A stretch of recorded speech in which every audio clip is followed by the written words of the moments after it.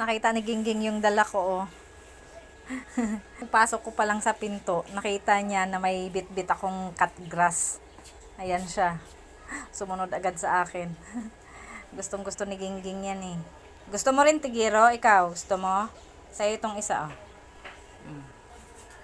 Sa lahat ng alagang Sige, pusa ubusin mo. namin, si Gingging ang pinakamatakaw sa cutgrass. Itong cutgrass po kasi, Dito sa baba. tumutubo lang ito dyan sa mga tabi-tabi lalo na sa mga mabuhang na lupa. Palagi ko pong dinadalhan ng cutgrass ang aming mga aso at pusa Sige, kasi kay Gingging maganda yan. ho ito para mailabas nila ang Kay hairball Gingging na nasa yan. kanilang Hindi tiyan. naagawin yung Isinusuka sa nila pusa. itong dahon Eh, kasama yung hindi, hairball yan, at yan. hindi lang yun. Maganda rin itong gamot kapag masakit ang kanilang tiyan.